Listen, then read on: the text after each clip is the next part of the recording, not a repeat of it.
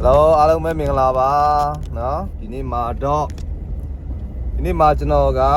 channel ကြီးကိုကြည့်တဲ့ပြည်သက်တွေတော့အကျိုးရှိမဲ့အကြောင်းအရာလေးတစ်ခုကိုကျွန်တော်စဉ်းစားထားပါတယ်လူတွေရဲ့ယုံကြည်မှုကိုတိဆောက်တဲ့အားနဲ့ပတ်သက်ပြီးတော့ကျွန်တော်ရဲ့အတွေ့အကြုံလေးတွေရောတော့စဉ်းစားထားတာလေးတွေရောကျွန်တော်ပြန်ပြီးတော့ sharing လုပ်ပေးပါမယ်ဒါလေးကိုကြည့်ခြင်းအပြင်အကျိုးရှိလိမ့်မယ်လို့လည်းယုံကြည်လို့content လေးကိုဖန်တီးတာဖြစ်ပါတယ်လူတွေရဲ့ယုံကြည်မှုကိုတိဆောက်တယ်လို့ပြောလိုက်လို့ရှိရင်ကျွန်တော်တို့ကအကြီးတွေတန်းပြီးတော့မြင်စရာလည်းမလိုပါဘူးအကြီးတွေလှုပ်စရာလည်းမလိုပါဘူးတချို့ပညာရှိသတိဖြစ်ခဲပေါ့နော်ပညာတော့ရှိတယ်ဒါပေမဲ့တချို့ဟာလေးတွေကိုမမြင်ကြတဲ့လူတွေကိုမြင်လာအောင်ကျွန်တော်ကနည်းနည်းဖော်ပြပေးတဲ့သဘောမျိုးဖြစ်ပါတယ်တရားဝတ္ထုအကြီးတွေအဆောက်အဦကြီးတွေဖြစ်လာဖို့ကဒါ physically theory ကတော့တကယ်တမ်းအသေးလေးနဲ့ပဲစတာဥပမာကျွန်တော်တို့ဒီခိုင်ခံကြီးမားတဲ့အဆောက်အဦကြီးတွေဖြစ်လာဖို့ဆိုလို့ရှိရင်လည်းမှုံမွားတဲ့သေးတို့နော်ကြောက်မှုံတို့ဒါလေးတွေနဲ့ဖွဲ့စည်းပြီးတော့မှတဖြည်းဖြည်းနဲ့ဒါကြီးမားတဲ့အဆောက်အဦကြီးတွေဖြစ်လာတာဒီလိုပဲလူတွေရဲ့ယုံကြည်မှုကိုတိဆောက်တဲ့နေရာမှာလဲဒီလူကတော့ယုံကြည်ရပါတယ်ဒီလူကတော့မယုံကြည်ရပါဘူးဆိုပြီးလူတွေရဲ့ဆုံးဖြတ်ချက်ကိုခံယူဖို့ရာကကျွန်တော်တို့တေးမွားဆက်ဆံမှုလေးတွေကနေပြီးတော့စတယ်အဲ့ဒါကိုတချို့ကကြတော့လဲအလေးမထားကြတာပေါ့ဗျာအလေးမထားကြတော့တကယ်ကြီးမားတဲ့မှုကိစ္စယူတွေမှာကျတော့သူတို့ကိုမယုံကြည်လို့ရှိရင်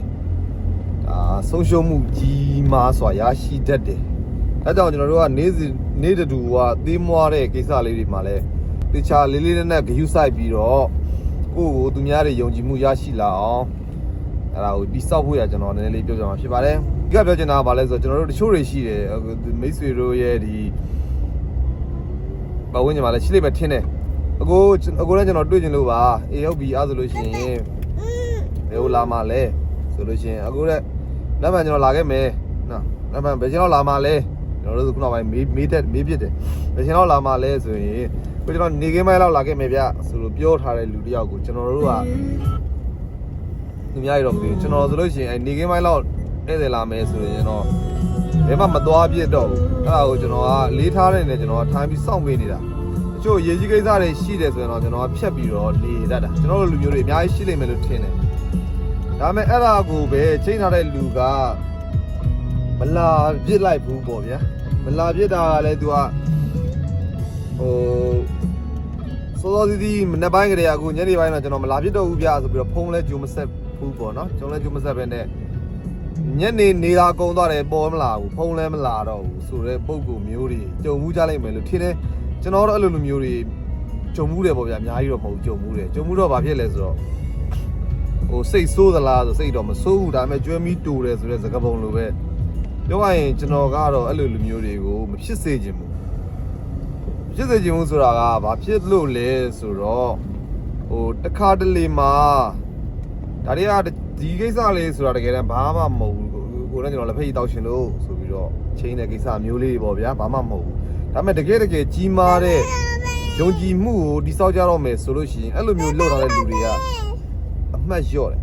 သွားတာသူကကျွန်တော်တို့ဆိုလို့ရှိရင်သိပြီးတော့မယုံကြည်တော့ဘူးပေါ့ဗျာမိတ်ဆွေတို့ဆိုရင်တော့လေဆက်ပြီးယုံကြည်ပြီးတော့သွားမလားတော့မသိကျွန်တော်တော့အဲ့လိုအသေးဖွဲလေးတွေကစပြီးလူတွေကို view ဆိုင်တယ်ကျွန်တော်ကိုယ်တိုင်ကလည်းဒါကိုတော်တော် view ဆိုင်တယ်ကိုကြီးကျွန်တော်မနေ့ကလာခဲ့ပါမယ်ဗျာမင်းမသားကဖျားနေလုံးဝသွားလို့မရတဲ့အနေအထားမျိုးဖြစ်ခဲ့ပြီဆိုရင်တောင်မှပဲဖုံးဆက်ပြီးအခုကျွန်တော်လိုဖြစ်လို့ပါဗျာကျွန်တော်မလာနိုင်ဘူးတောင်းမှပါနဲ့ဗျာဆိုပြီးတော့ဖုံးဆက်ပြီးတော့တောင်းမှရတာအဲ့လိုမှမတောင်းမှမယ်နဲ့မသိသလိုလောက်ခဲလို့ရှိရင်အဲ့ယုံကြည်မှုကြီးက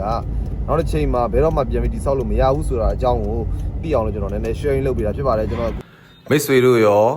ဒီလိုလူမျိုးတွေနဲ့ကြုံဘူးဆုံဘူးကြလားအဲ့လိုလူမျိုးတွေကိုယုံကြည်မှုအမှတ်ပြပေးလားမပေးလားဆိုတာလေးကို comment မှာဖြေကြားပေးခဲ့ကြပါဦးခင်ဗျာ